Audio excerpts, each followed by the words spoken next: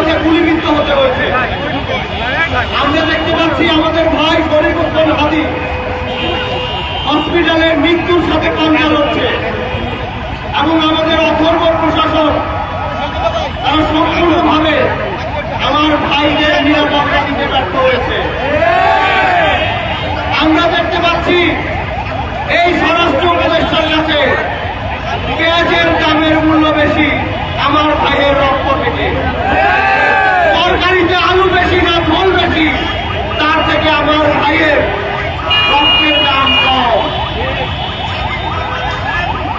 আজকে আমরা আমাদের এই শাহবাগ ব্লকের কর্মসূচি থেকে স্পষ্টভাবে জানিয়ে দিতে চাই, আমার দেশের উপরে, আমার দেশের বিপ্লবীদের উপরে কোনো বাহিরের প্রেসক্রিপশনে যারা হামলা চালায় তাদেরকে আমরা এই দেশে থাকতে দেব না। আমরা দেখতে পেয়েছি শরীফ ওসমান হাদীর উপরে যারা হামলা করেছে সেই হামলাটা কোনো সাধারণ হামলা না, কম ভারতের প্রেসক্রিপশনে হয় একটি হামলা, সেখানে অপরাধীরা ভারত থেকে এসে ভারতের একটি প্ল্যান অনুযায়ী শরীফ ওসমান হাদীকে আক্রমণ করে আবার বাংলাদেশের সীমান্ত দিয়ে কাঁটাতার পেরিয়ে ভারতে নিরাপদে আশ্রয় নিয়েছে।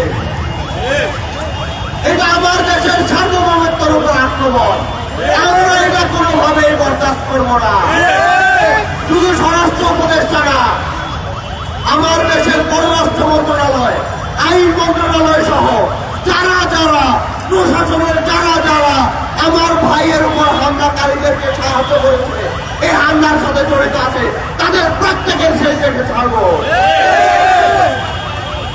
বিপ্লবী ভাইয়েরা, আপনাদেরকে বলে দিতে চাই, আপনারা হতাশ হবেন না, আপনারা ভুলে যাবেন না এই জুলাই বিপ্লবের প্রেক্ষাপট কিন্তু এই 5 জন 10 জন 15 জন 20 জন মানুষদেরকে নিয়ে শুরু হয়েছে। আমরা যদি সৎ থাকি, আমাদের নিয়ত যদি সৎ থাকে, আমাদের যে দাবি সেই দাবি যদি সৎ থাকে, আমরা আবার এই দেশে আরেকটা জুলাই নিয়ে আসবো। সেই জুলাই হবে বাংলাদেশের মানুষের নিরাপত্তা, বাংলাদেশের মানুষের গণতন্ত্রের অধিকার, বাংলাদেশের মানুষের নির্বাচনের অধিকার করব। প্রিয় উপস্থিতি, আজকে আমাদের কর্মসূচির এই পর্যায়ে বক্তব্য রাখার জন্য এই মুহূর্তে অনুরোধ করছি জাতীয় ছাত্র শক্তির কেন্দ্রীয় সিনিয়র যুগ্ম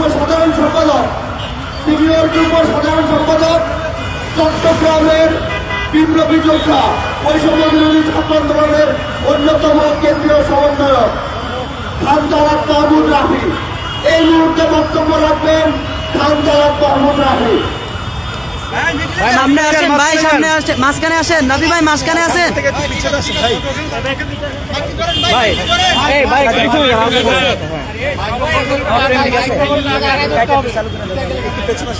মাইক কিন্তু ধরে না, কেউ লক করে এই মাইক তো ধরে না, মাইক কিন্তু ওই যে পিছনে ভাই। সংগ্রামী সহযোগিতা, আমরা আজকে আমাদের ভাইকে মৃত্যুর সঙ্গে কান্না হচ্ছে দেখে আমরা আজকে রাজপথে এসেছি। অভ্যুত্থান পরবর্তী সময় আমাদেরকে রাস্তায় নেমে আন্দোলন করতে হচ্ছে।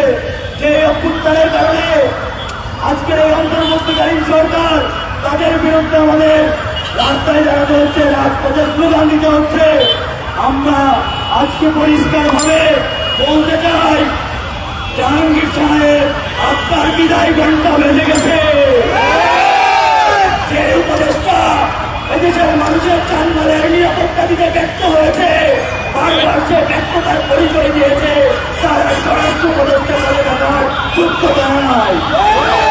আমরা পরিষ্কার ভাবে বলতে চাই, আমরা জনগণের ভোগান্তি চাই না, আমরা জনগণের কথা বলতে আজকে শাহবাগ ব্লকে এসেছি।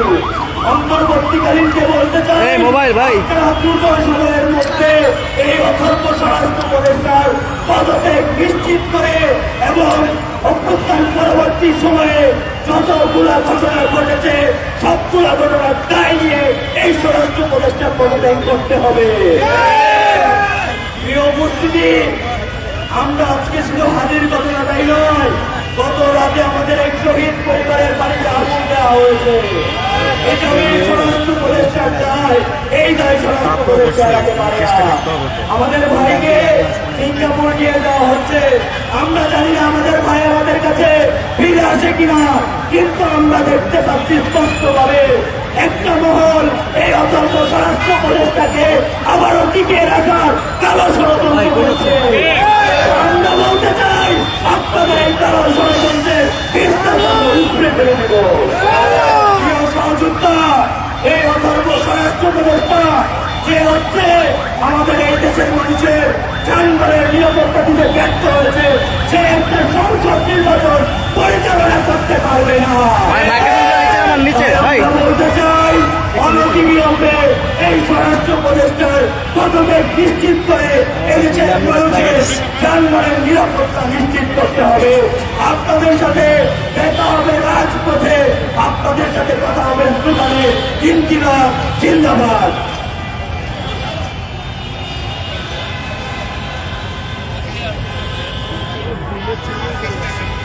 সংগ্রামী উপস্থিতি, আমরা এই স্বরাষ্ট্র উপদেষ্টার কাছে কোন দাবি নিয়ে যাওয়াকে মনে করি আমার ভাই হাদির রক্তের সাথে গাদ্দারি করা।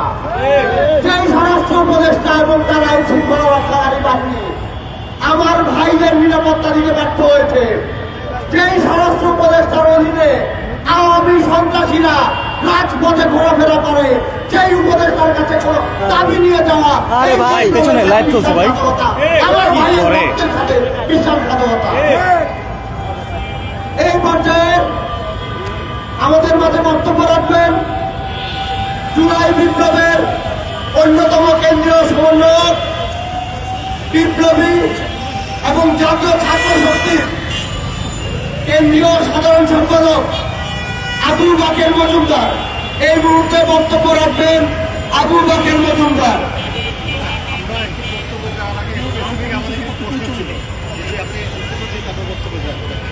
সেটা হচ্ছে যে আপনারা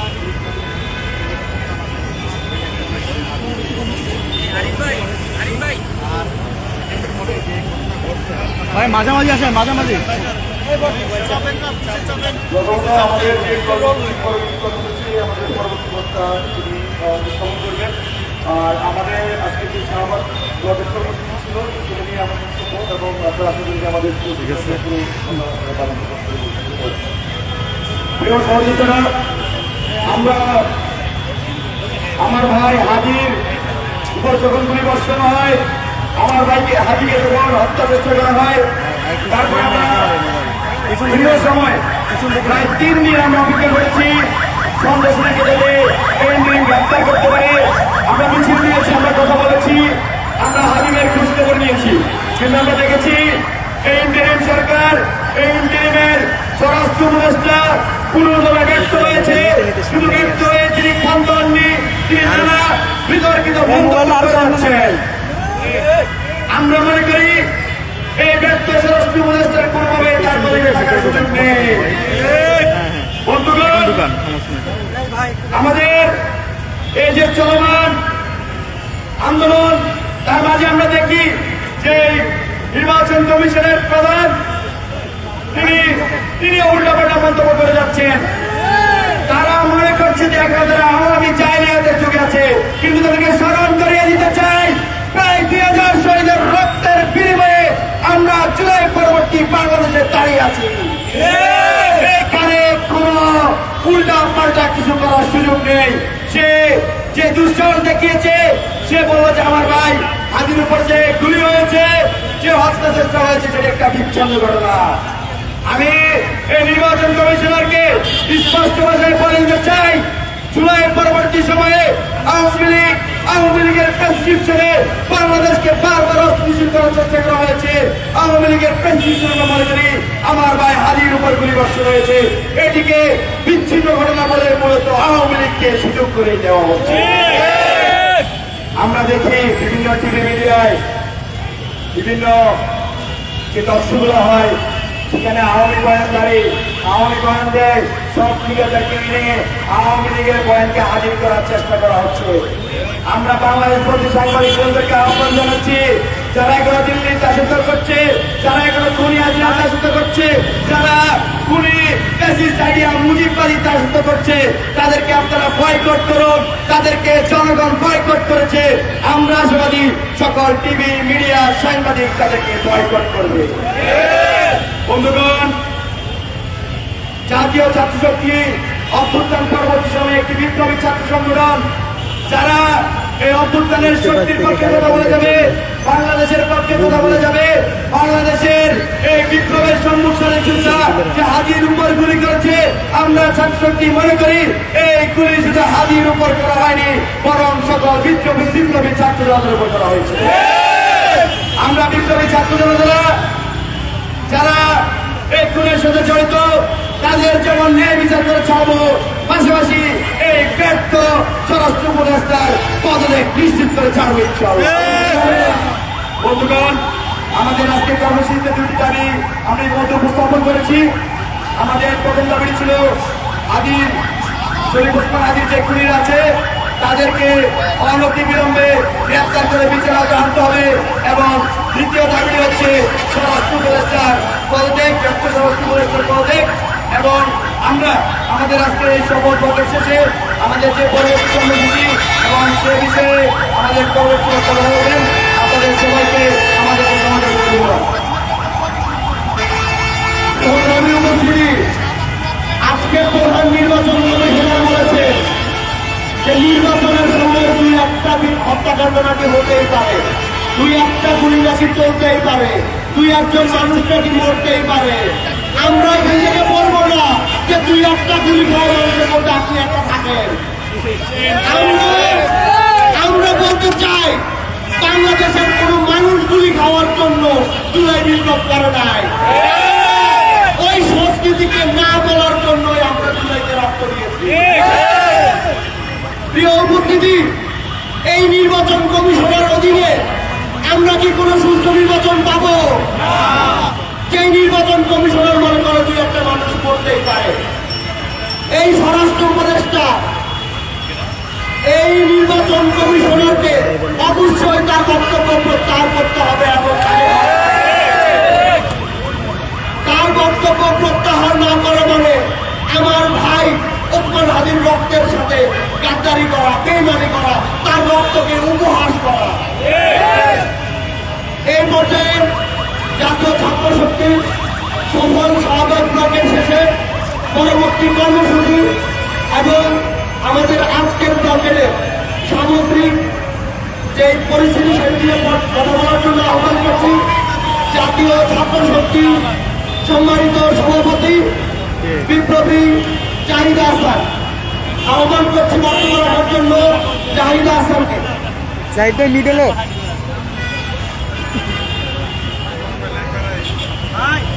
সম্মানিত সাংবাদিক বন্ধুগণ, উপস্থিত জাতীয় ছাত্র নেতৃবৃন্দ এবং ছাত্র জনতা যারা উপস্থিত হয়েছেন আজকে শাহবাগ পরিবেশে, আপনাদের সবাইকে ধন্যবাদ জানিয়ে শুরু করি। Broom down. আমরা স্পষ্টত মনে করি আমাদের বিপ্লবী ভাই শরীফ ওসমান হাদি সহ বিগত সময়ে বাংলাদেশের যে আইন শৃঙ্খলা পরিস্থিতি অবনতি ঘটেছে, এই পরিস্থিতির অবনতি ঘটার পিছনে স্বরাষ্ট্র উপদেষ্টার দায় সবচেয়ে বেশি। আমরা এর আগে দেখেছি গাজীপুরে সাবেক মুক্তিযুদ্ধমন্ত্রী, আওয়ামী লীগের মুক্তিযুদ্ধমন্ত্রী মোজাম্মেলের বাড়িতে হামলার পরে ওই সময় যে ছাত্র আন্দোলনের নেতা কর্মীদেরকে আহত করা হয়েছে, সেখানে একটু নিহত হয়েছে ঢাকা মেডিকেলে। তারপরে আমরা দেখেছিলাম একটা টেবিল হান্ট ঘোষণা করা হয়েছে, যে টেবিল হান্টের ফলাফল হচ্ছে পরবর্তীতে শরীফ ওসমান হাদি করে গুলি চালানো হয়েছে। সুতরাং একই সঙ্গে আমরা দেখেছি তিনি যখন পুলিশের কাছে যান, বিভিন্ন আইন শৃঙ্খলা রক্ষাকারী বাহিনীতে যান, তখন তাদেরকে খাওয়া দাওয়ার পরিবর্তে তাদের খাবার কেমন, তাদের স্ত্রী কেমন আছে, বাচ্চারা কেমন আছে, সেই খোঁজ খবর নীতি থাকেন। আমরা মনে করি তিনি স্বরাষ্ট্র দুর্বলতা। বাংলাদেশে বহু বছর পরে ভোট দেওয়ার একটি কাঙ্ক্ষিত সময় এসেছে। ভিতরে ঢুকেন না, পেছনে দিকে যান, পেছনে দিকে যান। ভোট দিতে পারিনি। আমরা ফেব্রুয়ারি মাসে যে নির্বাচন আমরা চাই, সেই নির্বাচনটি সুস্থ দেশ কি পরিস্থিতি আমরা এই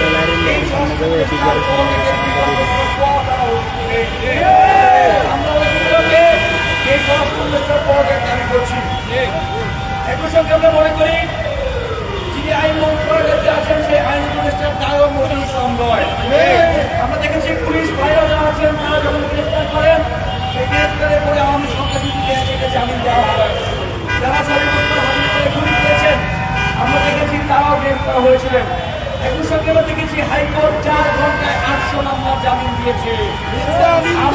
আমরা বিচার বিভাগের স্বাধীনতায় সম্পূর্ণ বিশ্বাস করি। এই বিশ্বাস করেই প্রশ্ন রাখতে চাই 4 ঘন্টায় 800 মামলার শুনানি কিভাবে হয়, জামিন কিভাবে হয়, প্রতিপক্ষ কিভাবে চেক করা হয়, শুনানি কিভাবে হয়, আমরা সেই প্রশ্ন রাখতে চাই। আমরা প্রত্যক্ষ আইন মন্ত্রণালয় এবং হাইকোর্ট বিভাগের একটি উদাসীনতা লক্ষ্য করেছি এবং সেই উদাসীনতা জীবন এবং মৃত্যুর অবস্থান করছেন। পররাষ্ট্র মন্ত্রণালয়ের পাশাপাশি আমি আইন মন্ত্রণালয় হাইকোর্ট বিভাগকে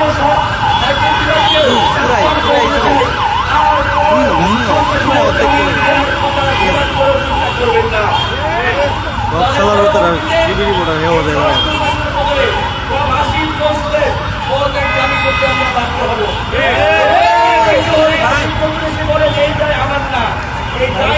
থাকুক, ওখানে থাকুক।